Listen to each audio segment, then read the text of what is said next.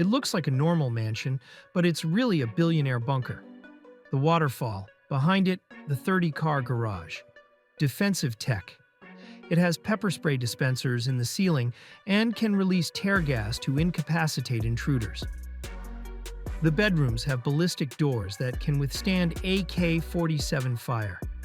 It's a home that will make Batman himself jealous. Why does such a home exist? What does the owner fear? It looks like a Greek revival estate. It has white columns, a brick facade, and a welcoming front door. It looks like the home of a successful CEO or a retired athlete. But if you were to peel back the drywall or dig beneath the foundation, you would realize that this is not a house at all. It is a fortress. It is a military command center disguised as a luxury home. It is known as the Rice House. In the world of high-stakes security, it is a legend. It is arguably the safest home ever built in America. It was designed to withstand a kidnapping team, a biological attack, or a complete collapse of the electric grid. Today we are going to walk through the doors of the ultimate safe house. We are going to explore the 30-car garage hidden behind a waterfall, the bedrooms that can stop an AK-47, and the terrifying systems that can gas an intruder into unconsciousness. Before we unlock the biometric gates, please make sure to like this video and subscribe to Luxury Throne. We explore the architecture of invincibility. To understand the Rice House, you first have to understand the mind of the man who designed it. His name is Corbi. He is the founder of a company called SAFE, Strategically Armored and Fortified Environments. Corbi does not build panic rooms. He believes that a panic room is a coffin. If you retreat to a box in the basement, you have ceded control of your house to the enemy. Corbi believes in active defense. He believes the house should fight back. The Rice House was commissioned by a self-made billionaire who had a very specific threat profile. He didn't just want privacy, he wanted sovereignty. The construction took 6 years and cost $30 million. Every inch of the 36,000 square foot estate was engineered for survival.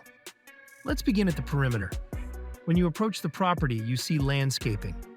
You see rose bushes and hedges. To the average visitor, it looks like a garden. To a tactical expert, it is a kill zone. This is what Corbi calls tactical landscaping.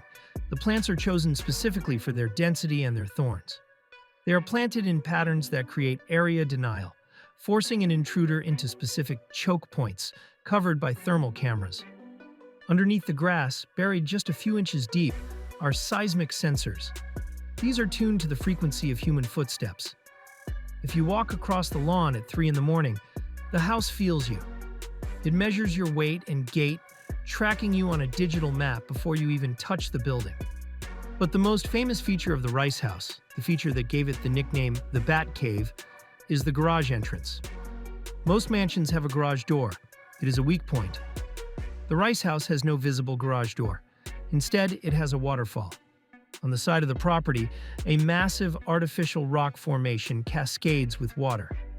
But if you have the correct transponder in your vehicle, the water stops. The rock face splits down the middle.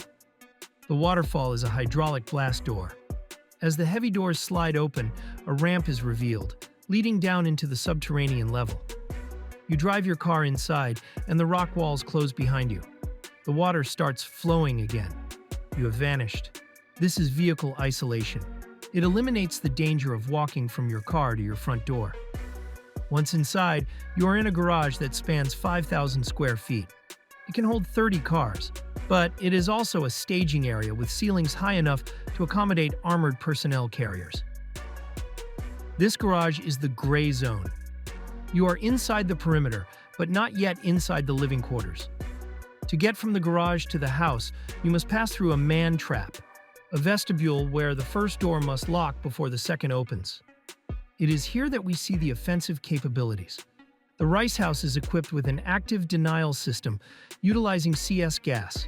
Hidden in the ceilings of the entryways and man-traps are nozzles. They look like fire sprinklers, but they are connected to pressurized canisters of tear gas. If the panic protocol is activated, the house floods the zone with gas. CS gas causes burning pain, disorientation, and temporary blindness. The house has neutralized the threat without the owner firing a shot. The house also employs fog cloaking. In seconds, a room can fill with a harmless but incredibly dense fog, reducing visibility to zero. An intruder is left blind, deafened by sirens, and disoriented by strobe lights, while the owner retreats. The owner retreats to the safe core. In traditional architecture, a bedroom is just a room. In the Rice House, the master wing is a fortress. The doors leading into the master suite are ballistic steel, veneered with mahogany to look normal, but rated to stop AK-47 rounds. The walls are lined with Kevlar. The windows are ballistic glass. This is ballistic hardening. You can sleep soundly knowing a team of commandos cannot get to you. But the safe core is designed to be livable. Most panic rooms are claustrophobic. The Rice House safe core includes the master bedroom, bathroom, and a kitchenette. You can lock the blast doors and live in luxury for weeks. And if the safe core is compromised, there is always an exit. Hidden inside the house are secret passageways, rotating bookcases, and false panels that lead to the deepest level, the bunker. The Rice House sits on top of a 15,000 square foot subterranean complex. The walls are reinforced concrete, feet thick. It has its own power supply and water source. The house draws water from 3 artesian wells drilled 1,000 feet deep. It runs through a purification system capable of filtering out nuclear isotopes. Even if the city water is poisoned, the Rice House has clean water. The heart of the bunker is the command center. It looks like the bridge of a spaceship. Banks of monitors show every camera angle. From this chair, you can control the hardened shutters. With the press of a button, steel shutters roll down from the soffits of every window. In 30 seconds, the mansion transforms into a solid steel box. The bunker also contains redundant living quarters. If the main house is destroyed, the family can move downstairs. There are bedrooms, bathrooms, and even a bowling alley. This seems frivolous, but in a long-term survival scenario, morale is critical. If you are locked underground for 3 months, you need entertainment to keep the occupants sane.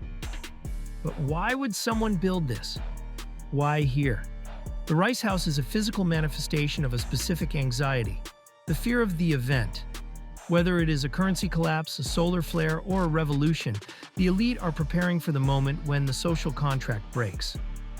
Corbi designs for the golden hour, buying you time when chaos strikes. But there is a darker side. The Rice House was built for a specific owner who spent $30 million creating it, but never moved in. The house sat on the market for years. It listed for $17 million, then dropped below $5 million. Why? Because a fortress is a terrifying place to live. To the average buyer, the Rice House is a monument to paranoia. Who wants to tuck their children into bed in a room with a blast door? Who wants to eat dinner under tear gas nozzles? The features that make it valuable to a survivalist make it repulsive to a family. It reminds you every day that the world is dangerous. However, the tide is turning. In recent years, the bunker boom has revived interest in properties like this. New builds in Silicon Valley and New Zealand are copying the Rice House blueprint. It was simply ahead of its time. One critical aspect is the off-grid toggle. Most mansions are smart homes connected to the cloud. The Rice House is designed to go dark. It has shielded wiring to protect against EMPs, electromagnetic pulses. If a nuclear detonation fries the electronics of the East Coast, the lights in the Rice House still turn on. It is analog resilience. We also have to look at internal threat mitigation. Corbi advises that the person most likely to hurt you is someone you know. The Rice House is compartmentalized. Staff quarters are separate. The elevator is a secure transit node. It requires a retinal scan. If you are forced into the elevator by an attacker, you can enter a duress code. To the attacker, the elevator seems to move. In reality, it stops between floors, locks, and vents, tear gas into the shaft, turning the elevator into a holding cell. As we stand in the driveway of the Rice House, looking at the white columns, we are looking at an illusion. Corbi calls this the illusion of normalcy. He believes a fortress should not look like one. If you build a concrete cube, you paint a target on your back. The genius of the Rice House is its camouflage. It looks boring. It blends in. Only when the enemy crosses the threshold, only when the waterfall closes and the gas deploys, do they realize they have made a fatal mistake. The Rice House stands today in Alpharetta as a silent sentinel. It is waiting for the power to go out. It is waiting for the mob. It is a machine ready to kill to protect its master. And in the uncertain world of the 21st century, that might be the ultimate luxury. If you enjoyed this tour of the safest home in America, make sure to like this video and subscribe to Luxury Throne.